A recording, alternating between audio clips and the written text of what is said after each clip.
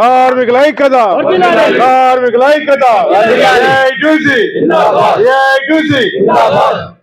150 పోస్టులు ఫిలప్ అయిన తర్వాత మిగిలిన వాళ్ళు ఎంతమంది నుంచుకొని మనకు సంబంధం లేదు. ఆ వచ్చిన వాళ్ళు కూడా మనకంటే సీనియర్ అయి ఉండాలి, జూనియర్ అక్కడే ఉండాలి.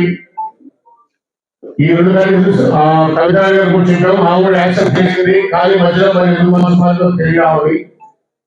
ఇంకొక 4 రోజులు వెళ్ళిపోతుంది కాబట్టి నెక్స్ట్ మంత్ అయితే ఉన్నదపోయిన విధానాలు ఉంటాయి కాబట్టి ఆ 150 కోసం మనకే రావాలి. దాంతో రాజీ పడే ప్రసక్తి లేదు. మనం శుభ్రంగా సరే పోరాడాల్సిందే, పోరాటంలో సాధించుకోవాలి. రెండవది మే 23వ తారీఖు నాడు ఒక కొత్త సర్క్యులర్ ఇచ్చాడు డైరెక్టర్ సంతకంతో. అదేంటంటే డిప్యుటేషన్ మీద ఇచ్చాడు. సిగరెట్ మొత్తం మీద 650 డిప్యుటేషన్ ఉన్నారు.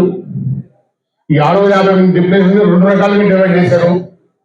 ఒకటి కంపెనీ హౌస్ నుండి తీసుకున్న డిప్యుటేషన్ ఒకటి, రెండవది మన అవసరాల నుండి మనకి ఎంత బాగలేక ఏదైనా ఆరోగ్య పరిస్థితులు బాగలేకను దానిలో అప్లై చేసుకుంటే అది ఓన్ రిక్వెస్ట్ మీద వచ్చింది. కాబట్టి ఆ ఓన్ రిక్వెస్ట్ మీద పోయిన వాళ్ళు ఏమన్నా ఉంటే 6 నెలల కాలానికి జీఎం ఇస్తాడు.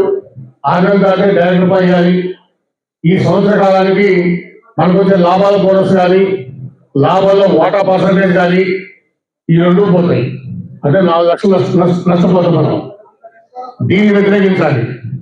ఎటువంటి కండిషన్ లేకుండా జీఎం పరిధిలో ఎంతకైతే డిప్యుటేషన్ ఇచ్చారో అదే విధంగా జీఎం పరిధిలోనే డిప్యుటేషన్ ఇచ్చే విధంగా దాని మీద కూడా యాక్షన్ ప్లాన్ తయారు చేసుకోవాలి మనం. రెండవది ఈ సర్ఫేస్ కన్వర్షన్ మీద ఒక చర్య తీసుకోవాలి.